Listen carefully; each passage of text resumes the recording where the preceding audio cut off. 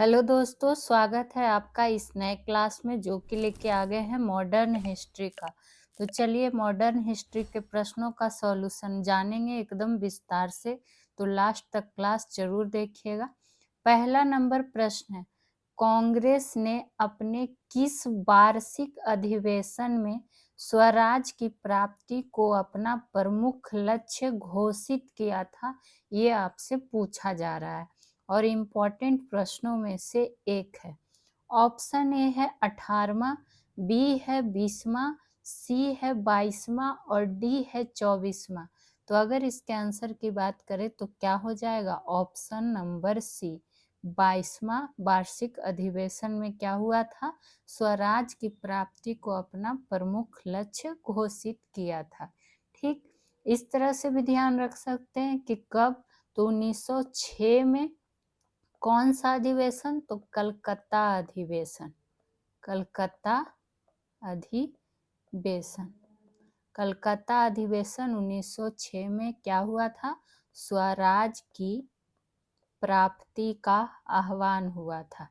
प्राप्ति का क्या हुआ था? आह्वान किया गया था। वही तो हमसे प्रश्न पूछा जा रहा है जो कि 22वां था, लेकिन अधिवेशन कौन था? तो 1906 का कलकत्ता अधिवेशन।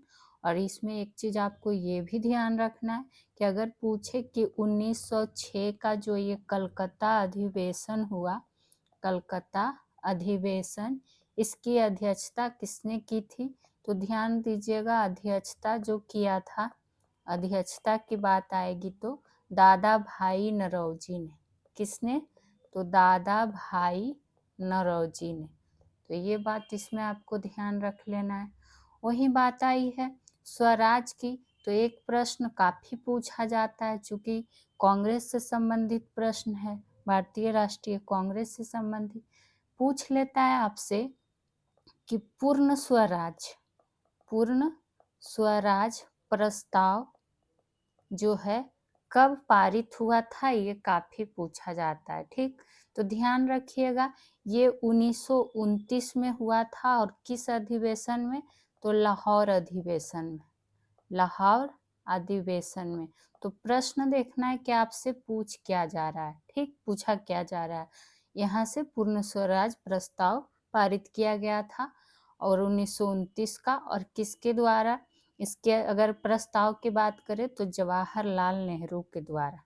जवाहरलाल नेहरू के द्वारा। ठीक, और फिर क्या हुआ था इसी उपलक्ष्य में कि 26 जनवरी 1930 को क्या हुआ? एक सार्वजनिक घोषणा की गई थी जिसके लिए स्वतंत्रता दिवस के रूप में मनाने का आग्रह किया गया था। तो ये प्रश्न भी आपको ध्यान में रख लेना है। चलिए बढ़ेंगे मॉडर्न हिस्ट्री के दूसरे प्रश्न की ओर, और लास्ट तक बने रहिएगा। साथ ही साथ देख रहे हैं वीडियो को तो लाइक जरूर कर दिया कीजिए। एक नंबर हो गया, दूसरे नंबर पे अब बात कर लेते हैं। सूची 1 को सूची 2 से मिलान करना है, जिसमें एक तरफ आपका बंगाल विभाजन के विरोध का क्षेत्र दिया हुआ है और दूसरी तरफ सूची 2 में आपको क्या दिया हुआ है? नेतृत्वकर्ता। तो चलिए मिलान करते हैं कि कौन सा क्षेत्र का कौन सा नेतृत्वकर्ता हो जाएंगे। ए में है दिल्ली। ठीक, तो ये बंगाल विभाजन के विरुद्ध की बात हो रही है, विरोध का क्षेत्र का। तो आपको पता है कि राष्ट्रवादियों का प्रदर्शन बंगाल से बाहर के क्षेत्र में भी फैल गया था और अलग अलग क्षेत्र में इसका नेतृत्वकर्ता जो थे अलग अलग नेता ने किया था। मिलान कर लेते हैं, दिल्ली से कौन हो जाएंगे नेतृत्वकर्ता? तो ध्यान दीजिएगा, ये हो जाएगा सैयद हैदर राजा। तो ए का क्या हो जाएगा? 4। सही रूप से हमें मिलान कर लेना है। वहीं बी की बात करेंगे तो पंजाब से बंगाल विभाजन के विरोध का जो क्षेत्र था इसके नेतृत्वकर्ता हो जाएंगे लाला लाजपत राय और अजीत सिंह, जो कि बी का हो जाएगा 3 नंबर।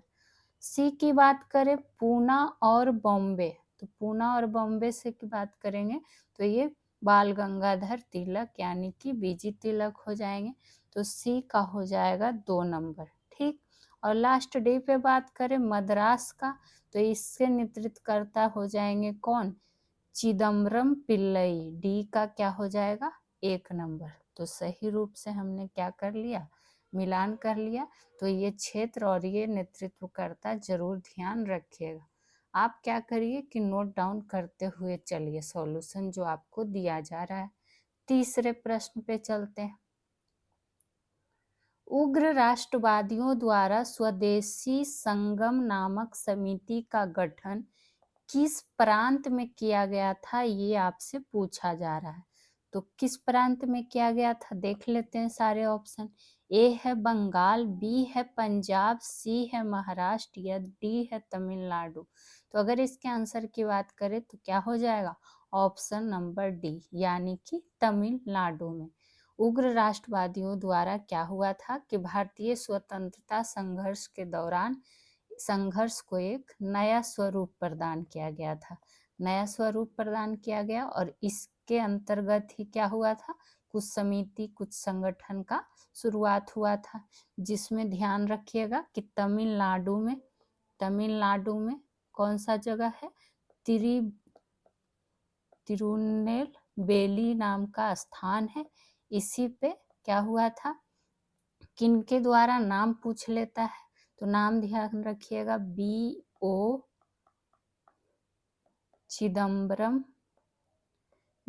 चिदम्बरम पिल्लई, सुब्रमण्यम, इन सब के द्वारा क्या हुआ था, कुछ और कुछ इसमें क्या थे, साथ ही साथ कुछ वकील थे। ये सब मिलकर क्या किए थे, स्वदेशी संगम का गठन किए थे। तो ये भी आपसे एक प्रश्न पूछ सकता है कि स्वदेशी संगम का गठन किसने किया था। तो B.O. चिदम्बरम पिल्लई ने, सुब्रमण्यम ने और कुछ वकीलों ने मिलकर किस स्थान पर तमिलनाडु का, तो तिरुनेलवेली में। ठीक, चलिए 4 नंबर प्रश्न पे चलते हैं। द्वितीय आंग्ल सिख युद्ध की समाप्ति के बाद पंजाब का पहला मुख्य आयुक्त कौन बना, किसकी बात हो रही है, तो द्वितीय आंग्ल सिख युद्ध की बात हो रही है। तो इसके अगर बात करें कि पंजाब का पहला मुख्य आयुक्त बना कौन था, तो ध्यान दीजिएगा ये जॉन लॉरेंस बना था। कौन बना था, तो जॉन लॉरेंस बना था। साथ ही साथ आपसे एक प्रश्न ये पूछ सकता है कि ये जो द्वितीय आंग्ल यानी अंग्रेज आंग्ल सिख युद्ध कब की बात है, तो ध्यान रखिएगा ये 1848 से 49 की बात है, जिसमें क्या किया था, इसमें जीत किसकी हो गई थी, तो अंग्रेजों की क्या हो गई थी, जीत हो गई थी। और सिख क्या हो गए थे, सिखों की हार हो गई थी। निर्णायक रूप से इनको हरा दिया गया था। और फिर पंजाब को क्या किया गया था, पंजाब को ब्रिटिश साम्राज्य में मिला लिया गया था। ब्रिटिश साम्राज्य में क्या किया गया था, मिला लिया गया था। तो एक प्रश्न से देख लीजिए और कितने सारे प्रश्न बन जाते हैं। ठीक, ये बातें इम्पोर्टेंट है। साथ ही साथ ये नाम ध्यान रखिएगा, जॉन लॉरेंस। ठीक, और पंजाब के प्रशासन को ही सुव्यवस्थित करने के लिए आयुक्त का पद बनाया गया था और इन्हीं को बनाया गया था, जॉन लॉरेंस को। और इनको जॉन लॉरेंस से आप ये ध्यान रख सकते हैं कि जॉन लॉरेंस को पंजाब का उद्धारकर्ता भी कहा जाता है। क्या कहा जाता है, पंजाब का उद्धारकर्ता। तो ये भी प्रश्न आपसे पूछ लिया जा सकता है। चलिए आगे की प्रश्न को देखेंगे और एक एक प्रश्न महत्वपूर्ण है, NCERT बेस्ड है, तो पूरा क्लास किया करें।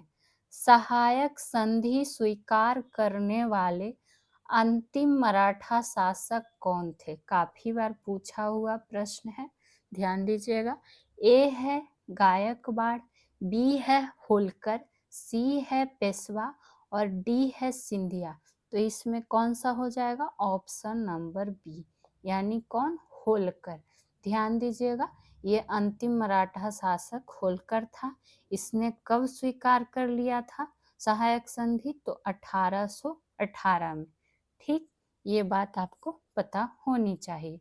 वहीं मराठा संघ में अगर बात आई है तो ध्यान रखिएगा कि मराठा संघ में क्या कहता है, पेशवा बाजीराव द्वितीय, पेशवा बाजीराव द्वितीय ने 1802 में ही, कब, तो 1802 में ही बेसिन के संधि के तहत, पूछता है प्रश्न किस संधि के तहत, तो बेसिन के संधि के तहत क्या कर लिया था, स्वीकार कर लिया था, सहायक संधि को स्वीकार कर लिया था। यहाँ हमसे अंतिम मराठा शासक पूछा गया था तो क्या हो जाएगा, होलकर हो जाएगा, इस बात को ध्यान में रखना है। साथ ही साथ आपको पता होना चाहिए कि ये सहायक संधि किसके द्वारा तय प्रणाली लाई गई थी, तो ये सहायक संधि जो शुरुआत किया था, सहायक संधि ये लॉर्ड बेलेजली के द्वारा, किसके द्वारा, तो लॉर्ड बेलेजली के द्वारा, कब, तो 1798 में। ये बातें भी आपसे पूछ लिया जाता है। यही अगर आपसे एक प्रश्न और पूछ लिया जाए, क्या पूछा जाए, पूछ लेता है आपसे कि सबसे पहले सहायक संधि, सबसे पहले यानी कि 1798 में किसने स्वीकार किया था सहायक संधि को, तो सबसे पहले 1798 में, 58 नहीं जी, 1798 में सबसे पहले किसने शुरू कर लिया था, तो हैदराबाद के निजाम ने, काफी बार प्रश्न पूछ लिया जाता है, हैदराबाद के निजाम ने क्या किया था, सहायक संधि को स्वीकार किया था, स्वीकार किया था। तो प्रश्न जरूर ध्यान देना है कि आपसे पूछा क्या जा रहा है, ये ना कि सीधे देखें और क्या कहता है हैदराबाद का निजाम ही मार के निकल दिए, तो फिर गलत हो जाएगा। 6 नंबर पे चला जाए कि 6 नंबर प्रश्न क्या है। देखिए, कालानुक्रमिक हो गया या फिर कहिए कथन वाले, ऐसे प्रश्न काफी ज्यादा इम्पोर्टेंट हो जाते हैं। व्यपगत के सिद्धांत के माध्यम से विलय के बारे में कालानुक्रमिक क्रम में व्यवस्थित करें। ठीक, ए में है संबलपुर, बी है बाघोट, सी है उदयपुर और डी है नागपुर। तो सबसे पहले आपको जानकारी होनी चाहिए कि किसकी बात हो रही है, व्यपगत सिद्धांत की, व्यपगत का सिद्धांत। तो ये आपसे पूछ सकता है कि व्यपगत का सिद्धांत किसके द्वारा प्रारंभ किया गया था, तो ये लॉर्ड डलहौजी के द्वारा, किसके द्वारा, तो लॉर्ड डलहौजी के द्वारा। ठीक, और ये एक क्या था, राज्य हड़प नीति था, कैसा नीति था, तो राज्य हड़प नीति। ठीक, यानी कि इसके अनुसार जो भी किसी भी रियासत का, चाहे वो ईस्ट इंडिया कंपनी का प्रत्यक्ष हो अप्रत्यक्ष हो, उसके तहत एक पुरुष उत्तराधिकारी के बिना मतलब मृत्यु हो जाती है तो उसे कंपनी द्वारा क्या करता था, हड़प लिया जाएगा। ऐसा इस व्यपगत का सिद्धांत था, किसके द्वारा, तो लॉर्ड डलहौजी के द्वारा। ठीक, इसी को क्या लिख देता है, डॉक्ट्रिन ऑफ लैम्प्स, कहीं पे डॉक्ट्रिन्स ऑफ लैम्प्स भी इसको कह दिया जाता है, तो ये ध्यान रहना चाहिए। और अब देखिए संबलपुर की बात आई है तो संबलपुर का ईस्वी क्या हो जाएगा, 1849। इसी तरह से देखेंगे क्या है, बाघोट की बात करें तो ये 1850 ईस्वी में, और उदयपुर की बात करेंगे तो 1852 में, और नागपुर की बात करेंगे तो नागपुर 1854 में। तो ये कालानुक्रम हो गया। देखिए कि कौन पहले आएगा, तो जाहिर सी बात है पहले कौन आएगा, 1849, यानी फिर आएगा 1850, फिर 52, यानी ABCD। कहाँ है ABCD, ऑप्शन नंबर सी। तो यही क्या था, इसका क्रम था। उसी तरह आप और कुछ राज्य जो ध्यान कर रख लीजिए, हो सके आगे वो मिले, जैसे एक सतारा, इसको कब, तो 1848 में, हो सके इसका भी क्रम दर्शाने दे दे। जैतपुर ध्यान रखिएगा 1849 में, उसी तरह से और किसका ध्यान रखना है, संबलपुर जान ही गए, बघाट जान ही गए, उदयपुर जान ही गए। एक झांसी का ध्यान रखिएगा, झांसी का 1853 में सिद्धांत लागू करके हड़पा गया राज्य है। ये काफ़ी इम्पोर्टेंट प्रश्न है, नोट डाउन जरूर करिएगा, आगे की चर्चा करेंगे। और पसंद आता है तो लाइक भी कर दिया कीजिए। नेटिव मैरिज एक्ट किस वर्ष लाया गया था, कौन सा एक्ट, तो नेटिव मैरिज एक्ट की बात हो रही है, तो ये ध्यान दीजिएगा 1872 में लाया गया था। कब, तो 1872 में। और ये आपसे पूछ लेगा कि इस समय भारत का वायसराय कौन था, तो भारत का वायसराय जो है इस समय, वायसराय की अगर हम बात करें तो कौन था, लॉर्ड नॉर्थब्रुक, लॉर्ड नॉर्थब्रुक। तो ये भी पूछ सकता है ना कि किस वायसराय के शासन में नेटिव मैरिज एक्ट लाया गया था। ठीक, नेटिव मैरिज एक्ट के तहत क्या हुआ था कि जो 14 वर्ष से कम उम्र की, 14 वर्ष से कम उम्र की लड़की के विवाह पर क्या हुआ था, रोक लगा दिया था, लड़की के विवाह पर रोक लगा दिया गया था इसी नेटिव मैरिज एक्ट के तहत। तो ये बात आप ध्यान रखिएगा। नेटिव मैरिज एक्ट को ही क्या कह दिया जाता है, भारतीय ईसाई विवाह अधिनियम, ईसाई विवाह अधिनियम। तो हो सके कहीं आपको दिया रहे कि भारतीय ईसाई विवाह अधिनियम कब आया, तो ध्यान दीजिएगा ये नेटिव मैरिज एक्ट को ही बोला जाता है, तो ये 1872 ही हो जाएगा। ठीक, ये बात आपको पता होनी चाहिए। चलिए आगे की बात करेंगे। और ये चैनल संबंधित जानकारी आप लोग देख लिया कीजिए, और solution by PJ channel subscribe जरूर कर लीजिए। साथ ही साथ जो भी बिहार शिक्षक भर्ती या बिहार की किसी भी प्रतियोगी परीक्षा में लगे हुए हैं वो इस चैनल से जुड़ सकते हैं, और कमेंट जरूर किया कीजिए, साथ ही साथ लाइक शेयर भी कर दिया करें। एक हाइप का ऑप्शन भी आएगा कमेंट सेक्शन में, स्लाइड कीजिएगा बाएं साइड, तो एक हाइप लिखा हुआ होगा, प्लीज़ उस पर आप लोग हाइप कर दिया कीजिए। ठीक, तो आशा करते हैं आप लोग करेंगे। और बाकी ये जो चैनल संबंधित जानकारी है एक बार देख लीजिएगा। एनसीईआरटी बेस्ड बिल्कुल आपको सारे विषय के प्रश्न करवाए जा रहे हैं डिटेल्स के साथ सॉल्यूशन। आगे की ओर चलते हैं। इंडियन लीग की स्थापना किसके द्वारा की गई थी, ये आपसे पूछा जा रहा है। ठीक, तो अगर हम इसके आंसर की बात करें, इंडियन लीग की बात आई है, तो ध्यान दीजिएगा ये किया गया था शिशिर कुमार घोष के द्वारा।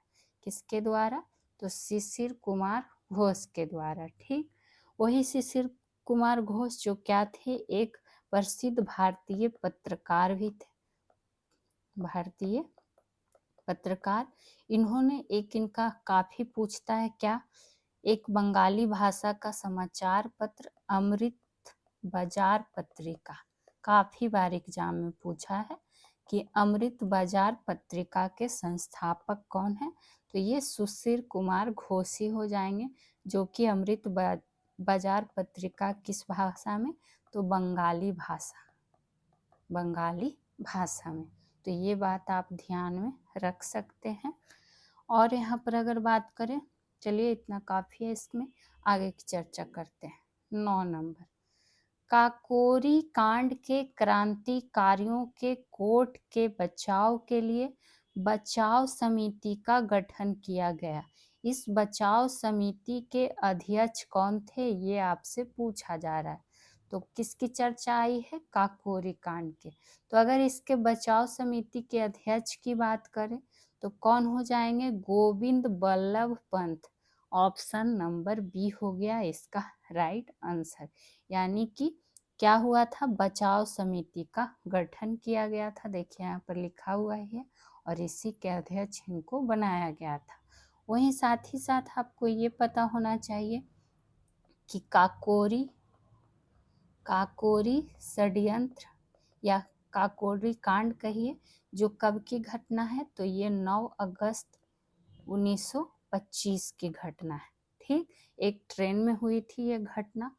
और अगर बात करें, इसी में आप ध्यान रख सकते हैं कि क्या कहता है, हिंदुस्तान रिपब्लिकन एसोसिएशन क्रांतिकारी संगठन था जो किससे जुड़ा हुआ था, काकोरी षड्यंत्र से जुड़ा हुआ था। और इसमें अगर बात करें इसके पीछे, तो इस काकोरी षड्यंत्र की बात करें तो इसमें देखिएगा कुछ नाम आता है जो काफ़ी महत्वपूर्ण है, जैसे अशफाक उल्ला खां, अशफाक उल्ला खां। मेन की बात करें तो कौन थे, राम प्रसाद बिस्मिल, राम प्रसाद बिस्मिल। हो सके आपको दे दे कि काकोरी कांड से कौन कौन इनमें संबंधित है, तो आपको पहले पता होना चाहिए। रोशन सिंह, रोशन सिंह था, रोशन सिंह थे, और कौन, राजेंद्र लाहिड़ी, लाहिड़ी, चंद्रशेखर आजाद, ये सब क्या थे, इसमें शामिल थे। जिनमें फांसी किनको किनको दिया गया था, तो राम प्रसाद बिस्मिल जी को, अशफाक उल्ला खां को, रोशन सिंह को और राजेंद्र लाहिड़ी को क्या दे दिया गया था, फांसी दे दिया गया था 1927 में। और चंद्रशेखर आजाद ने खुद को गोली मार लिया था 1931 में। तो ये सब आपको बातें क्या होनी चाहिए, पता होनी चाहिए, पूछ लिया जाता है। और ये जो अभी आपको क्या चर्चा किए कि ध्यान रखिएगा कि हिंदुस्तान रिपब्लिकन आर्मी के नाम से ये जो जाना जाता है, इसके किनके द्वारा स्थापित था, तो राम प्रसाद बिस्मिल के द्वारा ही, राम प्रसाद बिस्मिल के द्वारा ही स्थापित था, जो कि जाना जाता था पहले, मतलब कि पहले इस नाम से जाना जाता था। अभी क्या है, हिंदुस्तान सोशलिस्ट रिपब्लिकन एसोसिएशन, जिसका एक क्रांतिकारी संगठन है, जिसे पहले इस नाम से जाना जाता था, हिंदुस्तान रिपब्लिकन आर्मी। और कौन थे, तो राम प्रसाद बिस्मिल। तो ये बात आप ध्यान में रख सकते हैं, आगे की चर्चा कर लें। और एक एक प्रश्न मॉडर्न हिस्ट्री के लिए काफ़ी महत्वपूर्ण है, खास करके इसका सॉल्यूशन। बिहार शिक्षक भर्ती में आपको प्रश्न दिखेंगे जरूर।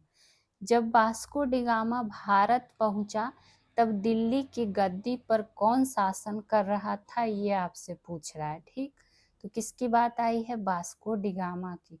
तो उस टाइम जो शासन कर रहा था वो कौन हो जाएगा, Sikandar Lodi, option number B. चूँकि सिकंदर लोदी का जो शासन था 1498 से 1517 ईस्वी तक था।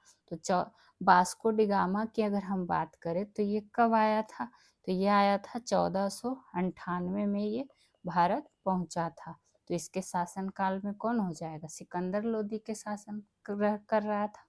उसी तरह से चलिए कुछ और का जानते हैं कि किसके शासन में, जैसे पुर्तगाली का, सीरीज से ही लिख लेते हैं। जैसे पुर्तगाली कब आया, तो 1498 में आया। लेकिन कौन शासन कर रहा था उस टाइम, शासक कौन था, तो सिकंदर लोदी। ठीक, उसी तरह आप ध्यान रख लीजिएगा, अंग्रेज जब आया था, अंग्रेज कब आया था, तो 1600 ईस्वी में आया था। और उस टाइम शासक कौन था, तो अकबर। एक जगह लिख लीजिए ताकि कभी मिलान के रूप में आ जाए तो गलत ना हो। फिर अगर बात करें डच आया था, तो डच कब आया था, 1602 में आया था। और इसके टाइम कौन था, तो इसके टाइम भी कौन था, अकबर ही था। ठीक, उसी तरह से अगर आपसे पूछ लिया जाए कि डेनिस कब आया था, तो ये 1616 में आया था। और इसके समय शासक कौन था, तो जहांगीर। ठीक, उसी तरह से एक और ध्यान रखिएगा फ्रांसीसी की। तो फ्रांसीसी कब आया था, 1664 में आया था। और इसके टाइम कौन था, तो औरंगजेब शासक था। तो देखिए एक प्रश्न से हमने सारे के बारे में जान लिया कि किसके समय कौन शासक था। चलिए आगे की चर्चा करते हैं। और क्लास पसंद आती है तो प्लीज़ एक कमेंट भी कर दिया करें। 1717 ईस्वी में मुगल शासक फर्रुखसियर के अधिकार पत्र में क्या सम्मिलित नहीं था, आपसे पूछा जा रहा है, इसको मार्क करते हैं। चलिए उसके पहले हमें जानना होगा कि उसमें था कौन कौन। ठीक, ए है 30,000 वार्षिक कर के बदले बंगाल में मुक्त व्यापार की छूट। तो ये क्या था, उस अधिकार पत्र में शामिल था। क्या था, शामिल था। इसको मैग्ना कार्टा भी लिख देगा, ठीक। जो इस तरह से कि 1717 ईस्वी में फारुखसियर का अधिकार पत्र, जो कि मैग्ना कार्टा के नाम से प्रसिद्ध हुआ था, तो इसमें ये चीज था, ठीक। तो ये भी ध्यान रखना है कि क्या क्या चीज उसमें सम्मिलित था। दूसरा है, बम्बई में कंपनी के सिक्कों को वैध किया गया। ये सम्मिलित चीजों में से थी, तो ये भी नहीं होगा इसका आंसर। सी की बात करें तो 10,000 वार्षिक कर के बदले सूरत में मुक्त व्यापार, तो ये बात क्या है, सही दिया हुआ है। वहीं चौथे नंबर की बात करेंगे तो कंपनी को अन्य यूरोपीय कंपनी की तुलना से मुगलों से व्यापार में छूट दी गई, ये बात क्या है, इसमें नहीं सम्मिलित है। तो सम्मिलित नहीं है ही हमसे पूछा जा रहा था, तो ऑप्शन नंबर डी हो जाएगा इसका राइट आंसर। आगे के प्रश्न को देखते हैं। गलत मिलान का चयन करें, काफी पूछता है रिपीटेड क्वेश्चन में से एक। देख लेते हैं, एक तरफ आपका युद्ध है, दूसरी तरफ किस संधि के तहत ये समाप्त हुआ था, वही हमें मिलान करना है। क्या है पहला, प्रथम कर्नाटक युद्ध, ठीक। तो प्रथम कर्नाटक युद्ध की बात आई है तो इसका वर्ष भी ध्यान रख सकते हैं, कभी वर्ष ही मिलान में दे दे। तो 1746 से 1748 ईस्वी। और ये किस संधि के तहत, तो ध्यान दीजिएगा ये एक्सला सापेल की संधि के तहत ही समाप्त हुआ था, ठीक। तो एक का ही तो सीधा सीधी मिलान हो गया। गलत मिलान हमें पूछा गया तो ये तो क्या हो गया, सही दिया हुआ, तो एक नंबर तो होगा ही नहीं, तो केवल एक क्या आंसर होगा इसका, नहीं, तो ये गलत हो गया। यहाँ भी एक आ गया है तो ये भी क्या हो गया, गलत हो गया। अब बच्चा बी और डी देख लेते हैं बारी बारी से। द्वितीय कर्नाटक युद्ध, ठीक। तो द्वितीय कर्नाटक युद्ध की बात करें तो ये कब हुआ था, 1749 में हुआ था। और किस संधि के तहत हुआ था समाप्त, तो यहाँ दिया है मद्रास की संधि, जो कि क्या दिया हुआ है, गलत दिया हुआ है। तो यहाँ पर होना क्या चाहिए था, ये पांडिचेरी की संधि हुई थी। किसकी संधि, पांडिचेरी की संधि के तहत समाप्त हुआ था, ठीक। तो यहाँ पर देखिए बी नंबर तो गलत हो गया, तो अभी हमें केवल बी है। चलिए तीसरा भी चेक कर लेते हैं। तृतीय कर्नाटक युद्ध, जो कि कब से कब तक, तो 1756 से 1763 तक, ठीक। ये बात हो गई। अगर इसकी बात करें ये किस संधि के तहत समाप्त हुआ था, तो पेरिस की संधि के तहत, तो ये भी यहाँ पर सही दिया हुआ है। गलत कौन सा हो गया, द्वितीय कर्नाटक युद्ध, यानी केवल बी हो जाएगा ऑप्शन। 13 नंबर प्रश्न देखते हैं। कांग्रेस अपने पतन की ओर लड़खड़ा रही है तथा मेरी इच्छा है कि मैं उसकी शांतिमय मृत्यु में उसकी सहायता करूं। उपरोक्त कथन किसका है, ये काफी बार कथन पूछा जा चुका है, तो ध्यान दीजिएगा। ये कथन किसने दिया था, लॉर्ड कर्जन ने दिया था। किसने दिया था, तो लॉर्ड कर्जन ने। इसके जब अगर शासन की बात करें तो 1899 से 1905 तक ये क्या था, भारत का वायसराय के रूप में था, और इसी ने ये कथन दिया था, तो आप इसको ध्यान में रख सकते हैं।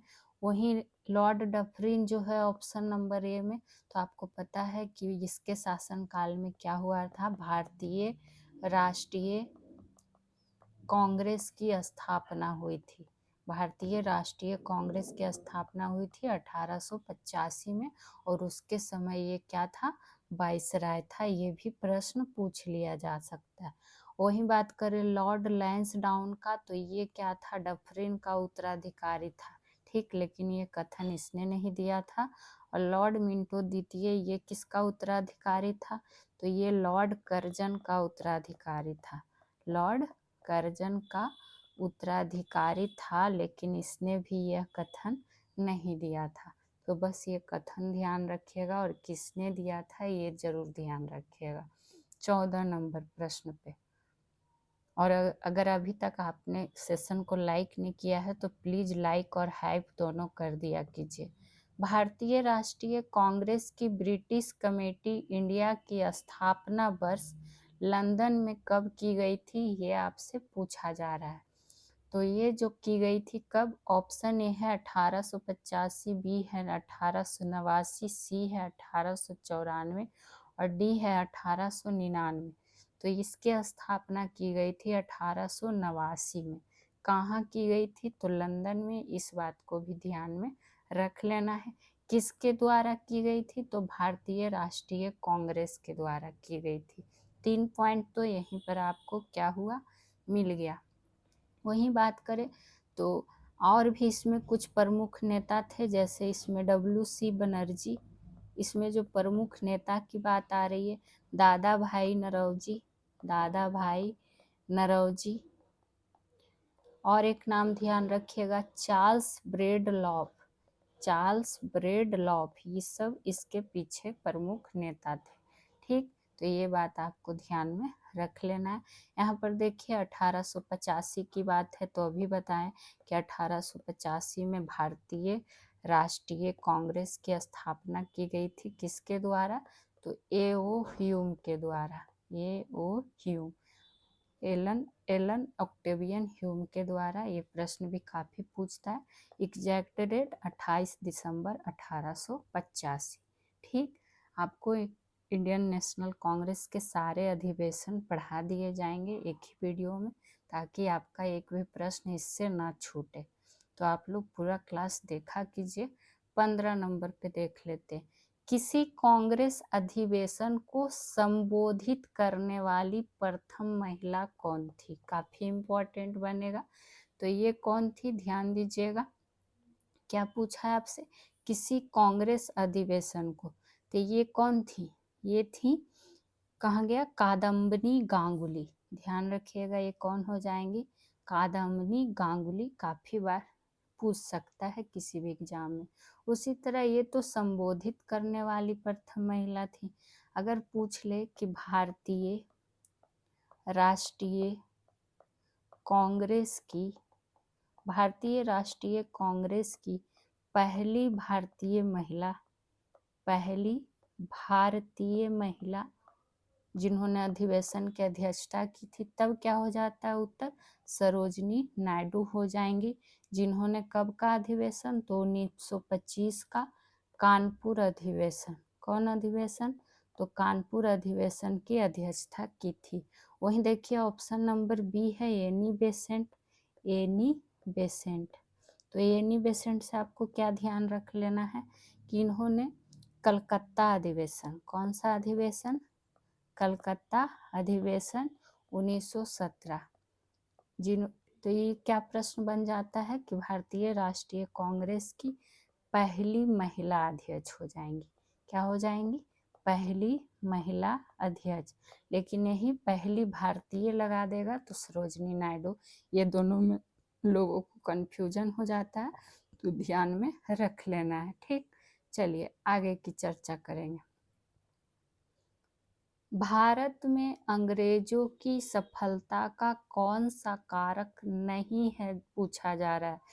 तो देख लेते हैं कि कई, उसमें तो कई कारक थे, जैसे कि क्या क्या हो जाएगा, बेहतर सैन्य अनुशासन और नियमित वेतन। तो ये क्या था, कारक था, तो ये तो नहीं होगा इसका आंसर। यानी कि अंग्रेज के पास क्या था, अत्यधिक अनुशासन, प्रशिक्षित आधुनिक हथियार, ये सब उसके पास थी। ठीक, तो ये तो इसका सफलता का कारक हो जाएगा।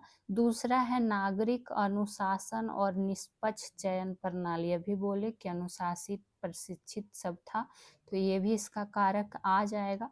सी की अगर हम बात करें तो क्या था, ईसाई धर्म का प्रचार, जो कि ये कारक नहीं था। तो ऑप्शन नंबर सी होगा इसका राइट आंसर। चूंकि भारत में अंग्रेजों की सफलता, राजनीतिक सफलता का ये कारक नहीं था। ईसाई धर्म का जो प्रसार है ये अंग्रेजों की सांस्कृतिक और धार्मिक गतिविधियों का क्या था, हिस्सा था। किसका, तो सांस्कृतिक और धार्मिक गतिविधि का हिस्सा, धार्मिक गतिविधि विधि का क्या था, हिस्सा था, लेकिन इसकी सफलता का ये कारक नहीं था। बाकी ब्रिटिश राष्ट्रवादी गौरव ये तो था ही। तो देखना था हमें कि कौन नहीं है, देख लिए। आगे के प्रश्न को चलिए। पलासी का युद्ध कब लड़ा गया था? ये सब समझिए कि बीपीएससी और बिहार के फेवरेट प्रश्नों में से एक होता है, तो टीचर में भी पूछ सकता है आपसे। पलासी का युद्ध कब लड़ा गया था, ये देखिए। तो ध्यान दीजिएगा, कुछ युद्ध हैं जिसका आपको वर्ष ध्यान होना ही चाहिए। तो इसके अगर हम बात करें तो क्या हो जाएगा, 23 जून 1757 को हुआ था। किसके किसके बीच हुआ था? तो रॉबर्ट क्लाइव और किसके बीच? बंगाल का नवाब सिराजुद्दौला के बीच, सिराजुद्दौला के बीच, जिसमें जीत किसकी हुई थी? तो रॉबर्ट क्लाइव की जीत हुई थी और सिराजुद्दौला की क्या हुई थी? हार हुई थी। ये भी ध्यान में रख लेना है। और अगर हम इसमें बात करें तो प्लासी के युद्ध के बाद ही क्या हुआ था, अंग्रेजों ने बंगाल के व्यापार पर लगभग एकाधिकार कर लिया था। वहीं एक आपसे काफी पूछ लेता है, बक्सर का युद्ध। बक्सर का युद्ध, तो बक्सर का युद्ध कब हुआ था? 1764 में हुआ था, अक्टूबर 1764 में। ये डेट भी ध्यान रखिएगा। साथ ही साथ अगर आपसे पूछ ले कि पानीपत, ये सब युद्ध का पूछता ही है, रिपीट होते रहता है। पानीपत का प्रथम युद्ध कब हुआ था? तो ध्यान रखिएगा, ये कब हुआ था? 1526 में हुआ था। वही पानीपत का द्वितीय युद्ध कब हुआ था? तो 1556 में हुआ था। और पानीपत का तृतीय युद्ध कब हुआ था? तो 1761 में हुआ था। तो ईस्वी मिलान के रूप में। चलिए, यहाँ पर एक प्रश्न आपके लिए रहेगा, कमेंट सेक्शन में आंसर कर दीजिएगा कि पानीपत का जो ये पहला युद्ध, दूसरा युद्ध, तीसरा युद्ध हुआ, किसके किसके बीच हुआ था, ये आपको आंसर करना है। तो आप लोग कमेंट भी किया कीजिए जो आपसे प्रश्न पूछते। बाकी ये चैनल संबंधित जानकारी देखते रहिए, और कुछ आपका सुझाव हो, कुछ आपका प्रश्न हो तो किया कीजिए कमेंट, और हाइप, लाइक, शेयर सब कर दिया कीजिए। सॉल्यूशन बाय पीजे सब्सक्राइब कीजिए। जो भी बिहार शिक्षक भर्ती के लिए जुड़ेंगे, यकीन मानिए जीके, जीएस, एनसीईआरटी आपको काफ़ी हेल्पफुल मिलेगा। चाहे आप पीजीटी दीजिए, टीजीटी दीजिए या फिर पीआरटी दीजिए। और हाँ, पीडीएफ आपको टेलीग्राम ग्रुप पे दे दिया जाता है, तो आप वहाँ जाके जुड़ सकते हैं। चलिए, मॉडर्न हिस्ट्री के अगले सवाल को देखा जाए। 18 नंबर प्रश्न, क्लाइव ब्रिटिश साम्राज्य का अग्रदूत था, यह कथन किसका है? कथन के क्वेश्चन महत्वपूर्ण बनते हैं, तो ध्यान दीजिएगा। ये कथन दिया था पर्सिबल स्पीयर ने। किसने? तो पर्सिबल स्पीयर ने। और नाम देखिए थोड़ा डिफिकल्ट है, ध्यान रखना होगा। वहीं अभी हम लोग जाने कि रॉबर्ट क्लाइव के बीच, रॉबर्ट क्लाइव से आप ये भी ध्यान रख सकते हैं, क्या ध्यान रख सकते हैं? रॉबर्ट क्लाइव की जब बात आई है तो इसमें ध्यान रखिएगा कि कंपनी के शासन के समय ये क्या था, बंगाल का पहला गवर्नर, बंगाल के पहला गवर्नर। ठीक, फिर इसने क्या किया था 1765 में, ये भी काफी पूछता है, क्या किया था? तो इसके द्वारा द्वैध शासन की शुरुआत की गई थी। कौन सा शासन? तो द्वैध शासन की शुरुआत की गई थी। द्वैध शासन ने बंगाल के प्रशासन को क्या किया था, दो भाग में विभाजित कर दिया था। दो भाग कहने का मतलब हुआ, एक दीवानी और दूसरा कौन? निजामत। निजामत। अगर दीवानी की बात करेंगे तो इसमें था कि राजस्व एकत्र करने का जो अधिकार था वो किसके हाथ में था? अंग्रेज के। और निजामत का अर्थ हुआ कि प्रशासन, जिसका प्रशासन बंगाल के नवाब द्वारा किया जाएगा। तो ये सब आपको बस जानकारी के लिए बोल दे रहे हैं। आगे की चर्चा करें। 19 नंबर, शिक्षा से संबंधित हार्टोग समिति की स्थापना कब की गई थी? तो ध्यान दीजिएगा, ये कब की गई थी? 1929 में। कब? तो 1929 में। किसकी अध्यक्षता में की गई थी, ये भी प्रश्न पूछेगा। तो ध्यान रखिएगा, ये फिलिप हार्टोग, फिलिप हार्टोग, उन्हीं के नाम पे तो है हार्टोग समिति की स्थापना। और इस भी ध्यान रखना है 1929। ठीक, तो इसमें ज़्यादा दिमाग नहीं लगाना है, ये इतना आप ध्यान रख लीजिएगा। यानी कि उच्च शिक्षा के लिए जोर दिया गया था कि शिक्षा का स्तर में गिरावट आया है तो उसमें सुधार लाना है, इसी के लिए। ठीक, चलिए आगे के प्रश्न को देख लेते हैं। बॉम्बे प्रेसिडेंसी एसोसिएशन का गठन कब किया गया था? तो ये कब किया गया था, ध्यान देना है आपको। ये किया गया था 1885 में। अब आज तो हम लोग 1885 से बहुत ही बार देख चुके हैं प्रश्न, यहाँ भी आ गया बॉम्बे प्रेसिडेंसी एसोसिएशन। अगर बात करें तो पूछ लेगा किस विवाद के जवाब में इसका गठन किया गया था। तो ध्यान रखिएगा, इल्बर्ट विधेयक पर विवाद के जवाब में इसका क्या किया गया था, गठन किया गया था। ठीक, इसमें अन्य संस्थापक सदस्य की बात कर ले, अगर पूछ ले कि कौन कौन इसके गठन में शामिल थे, तो ध्यान रखिएगा बदरुद्दीन तैयब जी हो जाएंगे। केटी तलंग का नाम आता है, तो ये भी आपको ध्यान में रख लेना है, पूछ लिया जाता है। और हाँ, क्या कहता है, ये तो अन्य सदस्य में आएंगे। अगर आपसे पूछे कि बॉम्बे प्रेसिडेंसी एसोसिएशन के संस्थापक कौन थे, संस्थापक तो हम आपको बोले ही नहीं, तो ये कौन थे, फिरोज शाह मेहता हो जाएंगे संस्थापक। लेकिन इसी में अन्य संस्थापक सदस्य में आ जाएंगे बदरुद्दीन तैयब जी, केटी तलंग। तो ऑप्शन में तीनों दिखे और एक से अधिक रहे तो एक से अधिक मार देना है, अन्य सदस्य में ये सब सारा नाम रहे तो। लेकिन संस्थापक पूछे तो फिरोज शाह मेहता, कंफ्यूज नहीं होना है। ठीक, आगे की चलेंगे जो कि होगा आज के क्लास का अंतिम प्रश्न।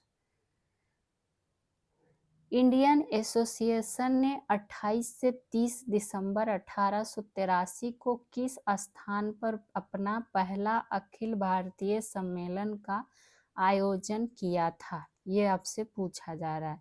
तो ये आयोजन कहाँ किया गया था? कलकत्ता में। ये बात आपको ध्यान में होनी चाहिए। साथ ही साथ यहाँ चर्चा किसका आ गया है? इंडियन एसोसिएशन का।